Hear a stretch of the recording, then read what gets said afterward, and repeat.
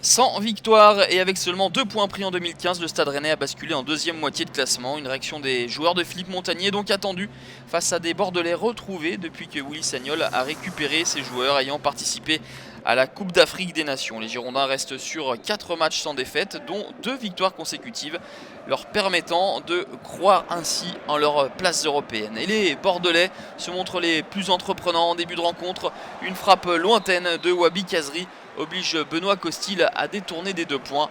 C'est clairement la couleur de ce début de rencontre avec des Girondins qui monopolisent le ballon et qui se montrent dangereux devant la cage de Benoît Costil. Mais finalement, les Rennais font le dos rond et piquent au pair en contre. 11e minute, le but de Paul-Georges Ntep pour le 1-0. Le 8e but de Paul-Georges Ntep et la 4e passe décisive d'Abdoulaye Doucouré, toujours à destination de son compère Paul-Georges Ntep. Mais après cette ouverture du score, les Bordelais vont continuer à occuper la moitié de terrain des Rennais. Le centre et la nouvelle intervention de Benoît Costil devant Henri Sévet.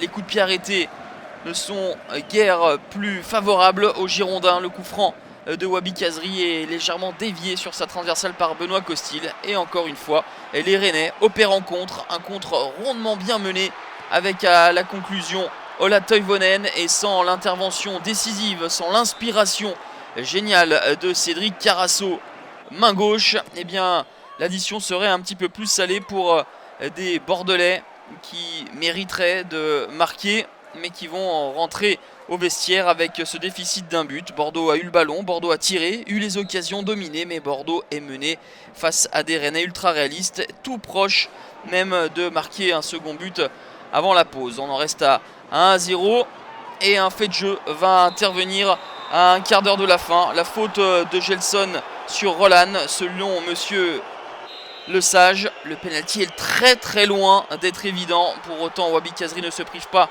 de marquer son 7e but de la saison et remettre les 2 équipes à égalité. 7e but pour le Tunisien, son record personnel en Ligue 1. Benoît Costil est pris à contre-pied.